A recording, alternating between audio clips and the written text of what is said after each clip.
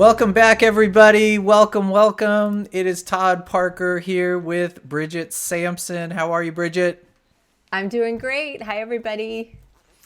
So we are going to jump right into it today. There is a time of year that we're all experiencing in this oddest of years, be it 2020, the ending of 2020, and it seems like there's a pressing question that would help us all, would add value to our lives if we were to wrestle with it, if we were to make it front, central, the center point right now of our lives as we're heading into, this is the middle of December, so we're heading into Christmas and New Year's and Hanukkah and all kinds of various holidays. We may not be gathering, we may be distancing, we may be shopping online, we may be shopping in stores, perhaps whatever it is you are doing, or whatever it is you are, or wherever place you're trying to be. We think that the question we have for you today is essential to your success in any of those places. So the question we have for you today is, am I a human being or am I a human doing? Bridget, what's the answer to that question? Oh, put it on me. Thanks. No. Well, as we've been discussing, Todd, you and I struggle with this, as everyone does. And so we're going to be honest about that. But we are both. The answer is we are both human beings. And we also, many of us, especially people like you and me, Todd, are a lot of the time spending most of our energy in doing mode, doing, working, getting things done, doing projects, right? And sometimes neglecting the beauty and importance of just being a human being. And on the other side of that scale, I know sometimes people struggle with getting things done, right? And are being a lot of the time, but feeling frustrated because they can't find the motivation or the will to be in doing mode and to get the things done that they would like to do. So we're both, and it's one of the struggles of the human condition. The struggle is real to find the balance of being and doing. It seems like it might be useful to define very clearly, crystallize for you what we're talking about when we say being and doing, because they could mean a lot of different things. Simply put, doing or doing mode is the part of you that is striving to get things done. It's the part that plans. It's the part that looks at the, the gap between what is and what should be and sets a course based on the goal and what's in between, the steps, all the things that are necessary to achieve, right? So achievement, goal setting, and everything that goes into the doing that goes into getting there. Being, on the other hand, if we're going to separate the two, being encourages you, it asks you, it is a mode of operating where you're open to experience, you're open to the moment, where you're centered that moment on whatever it is that's going on, the wind, the kids, the tone of voice, the food, whatever the thing might be. Can we be in both modes at once? Well, there's a healthy debate that you can certainly enter and explore online for yourselves about being and doing. Our purpose is here today is to raise it to the level of recognition, of consciousness, and focus your mind on it, to ask you which one perhaps do you have a healthier relationship with? And I know what the answer is for myself. But which one is a stronger, healthier relationship for you? And which one could use a little bit of attention and improvement? Bridget, for myself, as I'm sure you know, because you know me quite well and you work with me on a constant, a daily basis, I have a strong relationship with doing. I have goals. I strive towards them constantly. I'm turning the screws on my process. In coaching, we coach others constantly, right? To set goals and how we're going to get to those goals, where we look at the present and we look at the future, and then we come back to the present and we look at the future. One of the misconceptions, though, of coaching as well is that we don't always focus on the being. Um, and that might be true. I talk about it as coaching. It might be true for ourselves in our personal life. I know that's definitely true for me in my own personal and professional life, that I could improve and have a stronger, healthier relationship with being. What is your relationship with these two ideas, Bridget? Well, I don't have to say a lot more because I'm in the same boat as you know, Todd. I have a very strong relationship with doing. I can do. I can go nonstop. And there's always more to be done, right? If you're a doer, you'll always be able to find something that appears to need to be done, sometimes urgently, Right. often urgently, right? But I will say that I work on my relationship, just like a love relationship, just like a romantic relationship that I really want to deepen my intimacy with. I really work on my relationship with being. And I love the moments when I do experience pure being, whether it's in meditation, whether it's in Mhm. writing. I can think of lots of examples in my life. I've written and published 3 books, right? So being in that flow of forgetting all sense of time as I'm writing, not thinking about how I have 10 more chapters to write and how am I ever going to get it done. So I believe that my relationship with being has grown and deepened as I've gotten Mhm. older. But I definitely spend a lot of time in the doing mode. Yes. I'm curious um, why you think this challenge exists for some large portion of us, that we have a relationship with doing that is more or less honed, and we know it well, we're familiar with it, it's the gear that we go to, right? I was reading about mindfulness and heard a great metaphor about these being and doing, in thinking of them as gears in a car, right? That Mm-hmm. we go to first gear, second gear, third gear, or forward and reverse. And that often it's difficult to be in multiple gears or even 2 gears at the same time. And then we got to shift gears. We need to shift those gears when it's appropriate, but we don't always know, right? The right appropriate time. We're not always aware of when that time is to shift gears. So I'm Right. curious, Bridget, why do you think that we have such a strong relationship, you and I, and we could even say societally, many of the people Mm-hmm. that we know, Mm-hmm. why do we have such a strong relationship with doing and less so with being? Well, I would like to say that what we're sharing about this is very much situated in our culture, our limited Yes. cultural lens, right, from a Western cultural perspective. And this is not necessarily true of all cultures in the world. But if you think about, let's just say in the United States or pretty much Western culture, I would venture to say how we raise our kids, right? What are you Mhm. doing in school? Go clean your room, hurry up and finish up your food, go put your shoes on, we're doing, we're doing, right? How often do parents Hurry say to up. their Why are you moving so kids, slow? Come on. right, hurry, what are you doing right now? You should be doing something, What are you right? I doing? mean, this is how we're raised, right? There's so much value placed on what are you doing? Show me that you're doing something right now.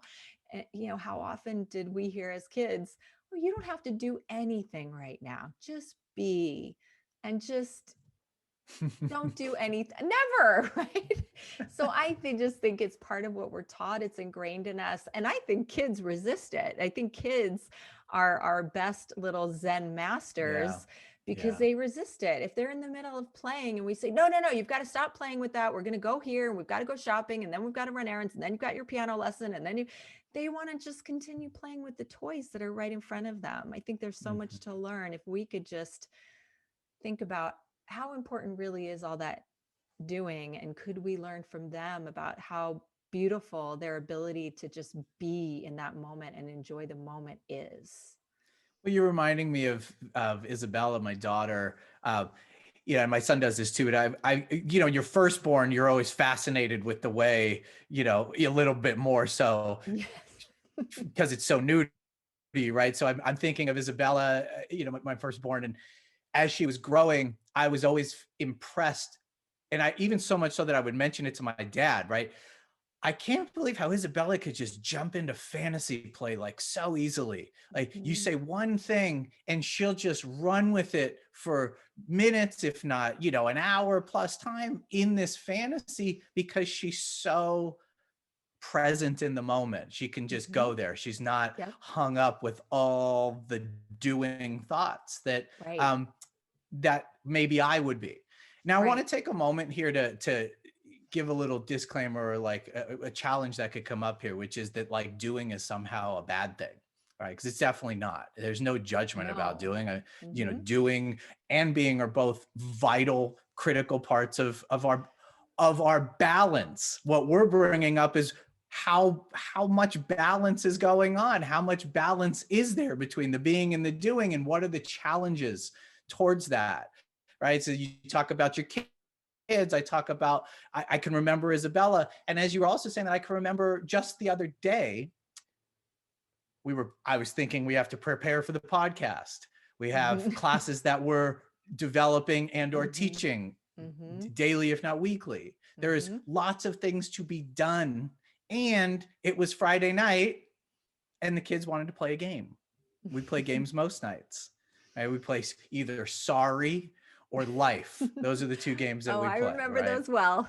Sorry and Life. And Life is totally different now. There's pets, there's all kinds of other Right. things, but we've rolled with it. We've adapted. Or at least I have. They didn't know any difference. So, you know, the funny thing is, as I'm sitting there preparing for a podcast about being and doing, I'm struggling with the exact thing that we're talking about. Mhm. I'm challenged Mhm. by the fact that my kids are so engrossed in this game Mhm. and I'm somewhere else. And that's really this Yeah. the challenge with being and doing, and that balance is Yes. that it's not that doing is a bad thing. It's that Mhm. doing in that moment, like my doing mode is showing up for the wrong task. It's showing up for the wrong job at the Mhm. wrong moment. And that's Mhm. the moment it becomes problematic. So Yes. very clearly, doing is not problematic. When Right. doing shows up for the wrong job, it becomes problematic. And this moment with Right. my kids was one to be experienced. It's one to be open. I don't need to get the game done. We don't need to get to the end of the game. We don't need Mhm. to get to the end of the game so that we can get to bedtime. We need to, or I would encourage myself, like everybody, we could experience this moment of 30 minutes or an hour together, Mhm. enjoy JMO falling apart, my son who falls apart, when he gets to Sorry, when my daughter kicks him off and sends him back to the Mhm. start and Sorry, Mhm. like I could, when I'm in doing mode, that frustrates me because it's an obstacle towards getting the game done. When I'm in being mode, I'm like, Jay, what's that all about, man? Yeah. Yeah, it stinks when you get knocked back to the Sorry spot. I get it. I get it. And then we move on. Right. And the silliest Right. part, Bridget, this is the biggest takeaway for me, is that when I'm in doing mode, when I could have a better experience in being, right, when doing showed up for the wrong job, I actually prolong the game. It takes longer and is more Right. frustrating, and there's no real joy in it, and the kids don't enjoy it, and we don't even end up finishing it, right? So I create a self-fulfilling prophecy in the moment that keeps me from being, from actually achieving or doing, getting to the thing that I was doing in the first place, right? Or the goals that I had. So bring that around is to say, I needed to be in that moment. And when I recognized that my mind was going somewhere else, that was me being. That was my snap back to, that was the moment where I came back into being and said, Todd, which is to your point, Bridget, at the start, you can be in being and doing, and the great debate about whether we can do both. That was me in both modes, reminding myself to be and recognizing I was doing. And that was the gear Right. shift that I needed. That was the change I needed. Right. Can you relate to that, I Bridget? can, I can. I can so relate. And so many moments with my kids, with my husband, with friends, my loved ones, my parents, where you just realize, like, I'm not really here and I want to be here. And what's funny is that the people we love, I think when they're not in our presence, is when we most have gratitude for them. I love my parents. Like for me now, I just love my parents so much and I haven't seen them in so long because of Yeah. COVID. They're being safe. Yeah.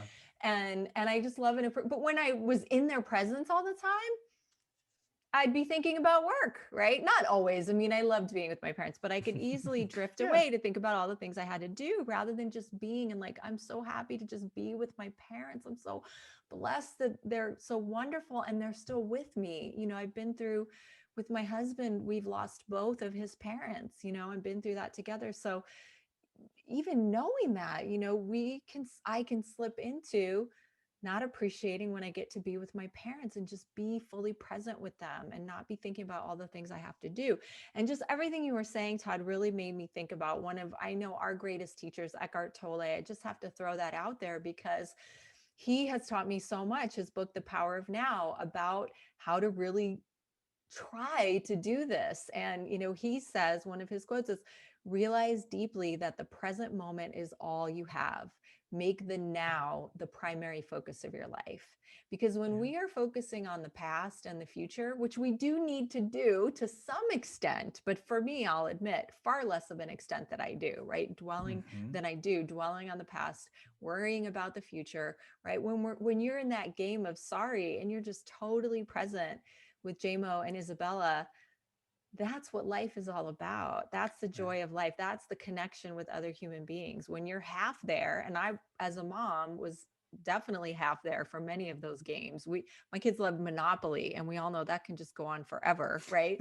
But when I Yes. just, to your point, surrendered to it and like, how lucky am I? I'm with my kids. They're healthy. They're great. They're fun. They want to play a game with me. They want to be with me, and just be present for that. Those are the moments of life that we cherish more than any Yeah. others, right?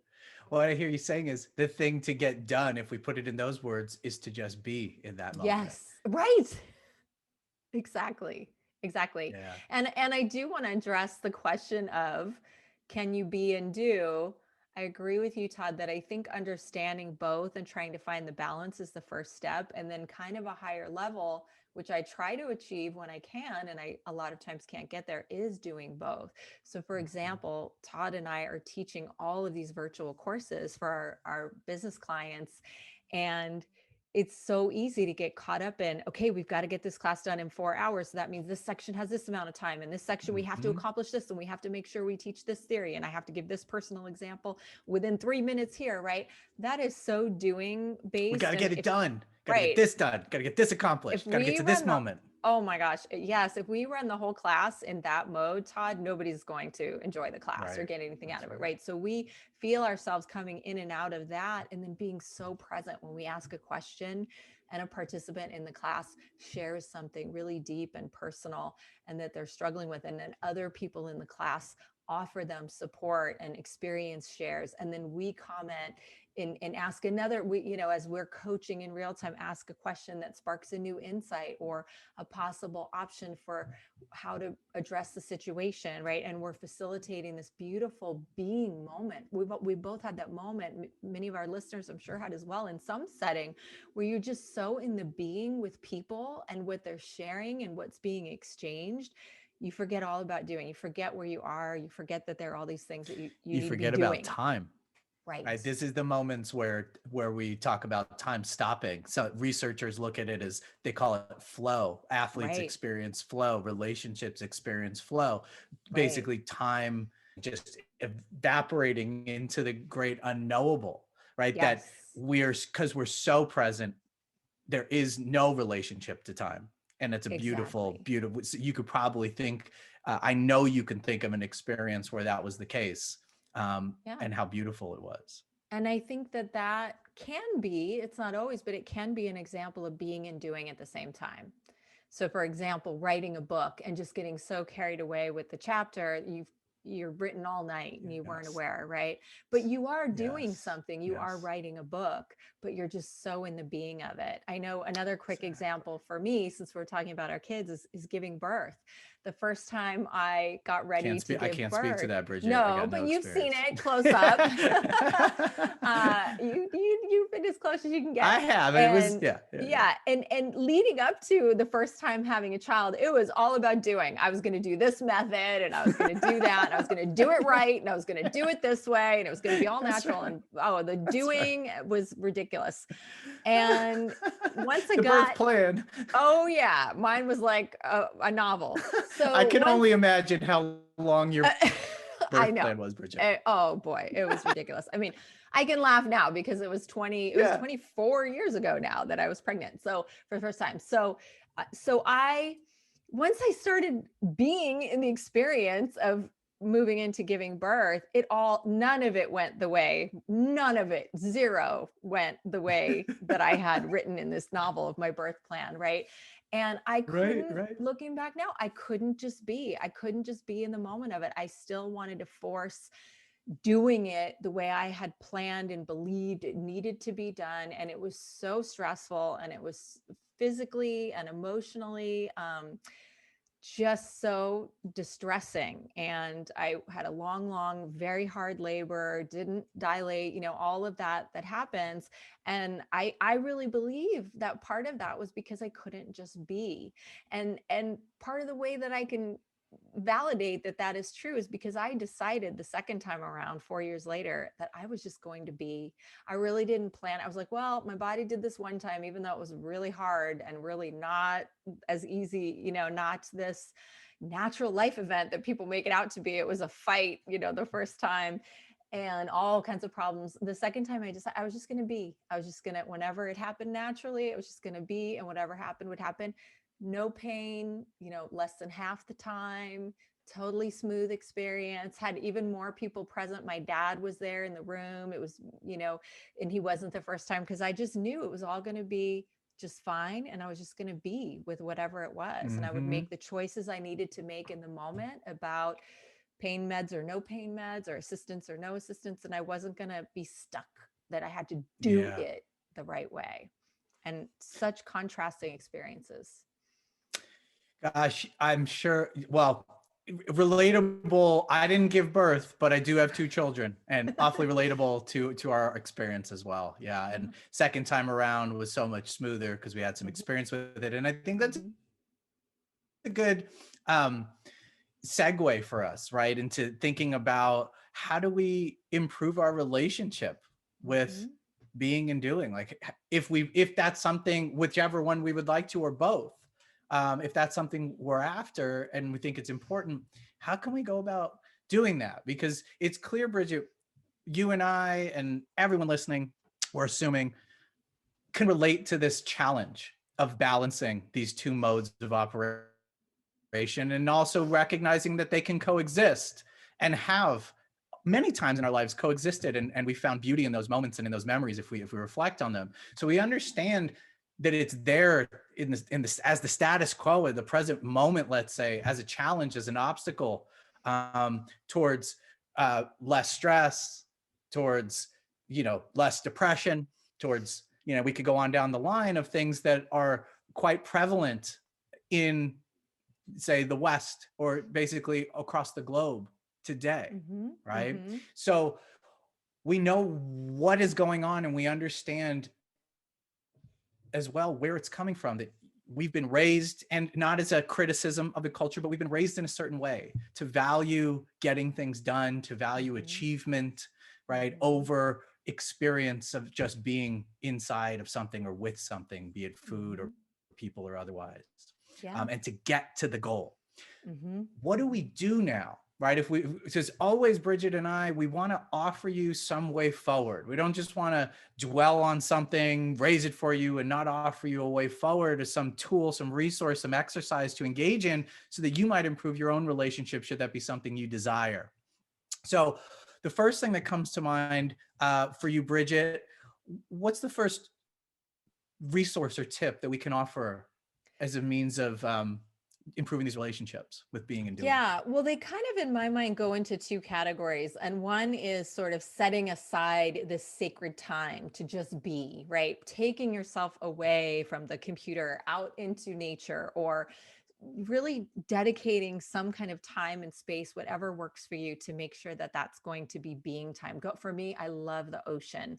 If I'm going to be Mm-hmm. near the beach, it's just like I'm immediately going to being. We do hikes by the Mm-hmm. beach, we go sit on the beach, and I'm able to, it takes a while. Sometimes it takes a few minutes or even a half an hour, but once I'm just really in it, I'm like just in being if I'm near the ocean, because the vastness and all that. So there, that's the one category, is how can we put ourselves, but then I have many days and weeks and months even sometimes where I'm so busy. There's just so much doing to be done that I have to be creative in finding those moments of being that I can't necessarily make the time. It takes an hour almost to get to the beach, right?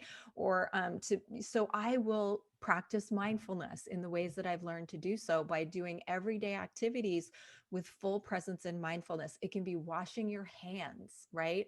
And taking an extra minute to really slather on some delicious smelling, soothing, hydrating lotion on my hands, a mindfulness moment. Eating something, mindful eating, instead of, how many times do we just shovel the food in because it's in between meetings and we're so busy, right? Did you know that one little strawberry has 200 seeds on average? Eat a Wow. strawberry as slowly as you possibly can and feel the texture of those seeds in your mouth. Feel the bursting flavor of nature's sweetness in a strawberry, right?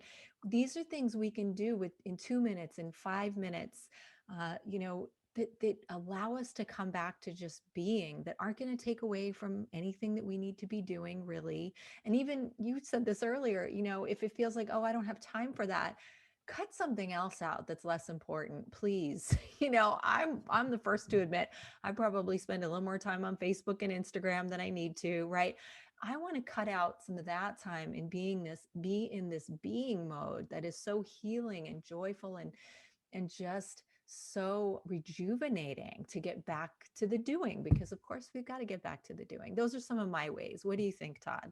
I'd love to hear your Yeah. ideas. You know, the first, as you said, recognizing what mode we're in. So I try to look, and this is, in teachings from my own mentors and readings and whatnot, and my own research and experience, is I want to know when I'm in what mode. So if I can bring myself into an awareness, the way that one of the indicators is that I'm sitting in judgment. Mm, So when I find myself judging my uh, um, my emotions, or judging my feelings, or categorizing them to judge them, right? mhm. Basically, also another way of putting it is when I see the Gap police come out of the woodwork and start commenting and criticizing all the differences between the way things are and the way they should be and all the things that I have to do, right? When I get going in that mode, recognizing that the Gap police has shown up Mhm, is my first indicator to check in with myself, right? So that's the starting point.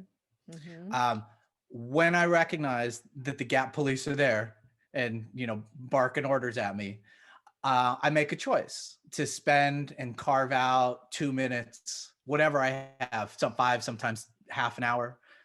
But whatever time I can find right there, I know that it is really important to take a few minutes for myself. mhm, And to your point, Bridget, I remove myself often from whatever it is I'm doing. If I mhm, can't, because we can't always remove ourselves, I'll do my best to make it like a minute meditation where mhm, I allow myself to check out for a minute and I go practice mindfulness. I actually focus my strategies to focus on my feet or to focus on my back. So you could choose mhm, either one. But my mhm, recommendation to you would be to pick a part of the body. Some people say the hands.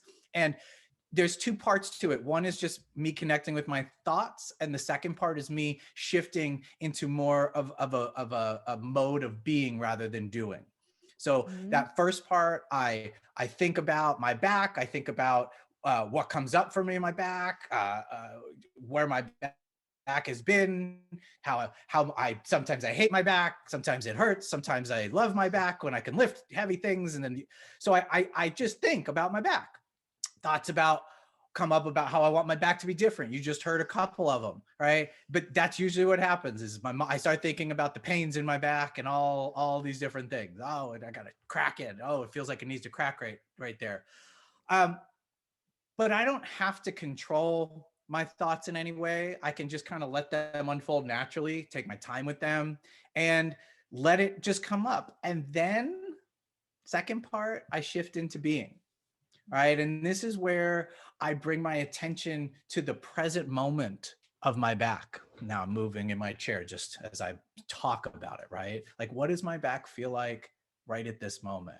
What sensations is it bringing to me right now? Is it tingly? Does it hurt? Right. Can I feel the pain and let it rise and fall? Meaning like my thought rise and fall, and just see the thought go by. Oh, my back hurts right now. I'm a little uncomfortable right now.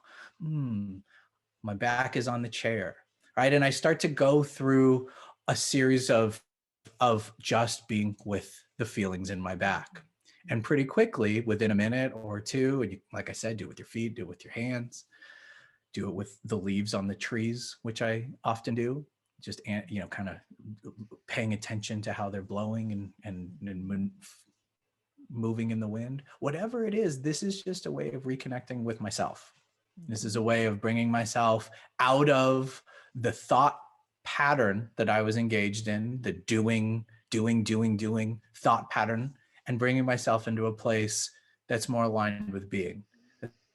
It's allowing me to experience the moment in all of its pain, in all of its pleasure, in all of its glory. So the pain of the back, or the glory and the beauty that is playing a game with my kids, right? Whatever it is, it allows me to embrace it, and as it unfolds, rather than be somewhere else as it goes by without me. And so as we move into we're already in the holidays. So I'll just say we're here in the holiday season, and it's all kind of different for everybody. Where's your mind at? What's your mind doing? Are you being or doing? Are you sitting in judgment? Right? Are you being with yourself? Are you making time to even reflect on where your mind's at? Yeah. Todd, I love those examples. I really hope that people take a moment, that you, our listener, that you take a moment to really think about what allows you to do what Todd just described. Is it looking at the leaves on a tree? Is it petting your dog? Todd and I are both dog people too. I know that I have two dogs that are just the loves of my life, fur loves of my life. And one of them's little enough to be on my lap. And sometimes I'll be so in doing mode, right? And I don't even realize he's in the room, and he just jumps on my lap and cuddles up, and I just melt, and I immediately am pulled into being. I immediately, whatever I was doing on the computer completely fades away, and I just want to cuddle him and pet him and love him and kiss him. What do we have? What tools do we have? I don't mean to call my dog a tool, but what do we have access to in our lives, in nature, in our pets, in our, our space? I also am big on, like, I have right here, I have a little stress relief essential oil roller that has all the scents I love most. And I just stop and smell it throughout the day, and it brings me into being. It's like, a smell that it smells like peace and relaxation. It's actually called that too. So the words speak to me, the smell speaks to me, and it brings me back to being. So please think of what does that for you. And I want to say, since we're doing so much sensory work in this episode, I want to make sure that our listeners, that we put our recordings on YouTube. So you can see Todd straightening up and moving around his back as he's describing to you the back exercise. You can see me sniffing my amazing peace and relaxation essential oil, right? As we're doing this, watch us on YouTube, join us in the visual world, as well as hearing us if you can. So I just hope that you will find those ways that work for you to bring you back to being. And as you were talking, Todd, I really just wanted to pull out what you were saying, how it spoke to me so deeply about getting out of the mind and realizing that we are not the mind. We are not the thoughts in our mind. We are the observer of the thinking mind. We are, whatever you want to call it, the spirit, the soul, the observer, the loving self, call it whatever you want. Words don't even do it justice, but Another quick plug for one of my favorite teachers on this is Michael Singer. This book was a game changer, changed me deeply. The Untethered Soul, The Journey Beyond Yourself. He said, there is nothing more important to true growth than realizing that you are not the voice of the mind. You are the one who hears it. And as Todd was speaking a couple minutes ago, he said almost exactly the same thing, that he allows his mind to go and go and go and all the thoughts about his back, right? And then it starts to kind of quiet when you close your eyes and you get centered, that voice, and you bring in get in touch with and get centered and grounded in your true self, which is the observer that hears that ever chattering voice, right? That can kind of sometimes, for glimpses of moments, quiet that constant thinking voice and just be in your body and just be present with what your back is feeling, what your feet are feeling, just observing, not judging, and being with it. That was so powerful to me, that description, Todd, and it really inspired me to do that more. Well, thanks, Bridget. Like the I think what I'm taking away from our discussion is that the balance or the relationship of being and doing when used together is incredibly powerful. Yes. Yes. Well said. Need I agree. both of them. Like one without the other, is so we need them. Recognizing where we're at with each of them, as we've said, what our relationship is with each of them, and if we're so inclined, making choices, because this is all about choice, making choices as to how we might improve our own relationship with that, and in turn, perhaps circumstances in our lives, relationships, business or personal, Mm-hmm. with relationship with ourself or with ourselves, right? That to improve all of these is a choice, and it takes a lot. It's an act of courage, but it's also an act of intentionality. So what I'm taking away is these two modes of being, when used together, it's the most powerful place we can operate from. And to recognize that when I'm weighted towards one or the other, I'm missing some part of something, right? I may stagnate some, or I may neglect something because I'm too focused over in this direction, on people, on work projects, right? On attainment, on status, on success, on what it means to thrive versus what it means to perhaps be. And I will say really clearly, thriving and being, I would put together in the same category. Absolutely. Yeah, Yes. definitely not separating the two, That's which is right. all we want for you, right? Is to thrive, and to thrive in exactly the ways that you want to thrive. So think about it for yourself. Food, exercise, people, pets, work colleagues, projects, the beach, right? There's a lot of places for you to practice exactly what we've discussed here today. Um, any final Yeah. thoughts, Bridget? Yeah. Thank you for asking. I just want to add to that list, the beautiful list that Todd just shared, you, just being with yourself and loving yourself. We are so critical of ourselves. So please, during this holiday season, many of you may be bustling about to ship gifts to everyone and to make food for whoever it is that you're spending the holidays with, really take the time to be with you, just you, and love yourself. You are amazing. Just the fact that you were born is like a 1 in a billion chance, right? Just being here is your purpose, is your gift in the world. You don't have to do. You are enough. You are more than enough. And please remind yourself of that, and allow yourself to be. You would want that for your most beloved people in your life, right? If the person you love most said to you, "Oh, I've got to keep doing and doing and doing. I'm not doing enough." You would want so much for that person you love to just be able to relax and have some peace and just be. That person could be you.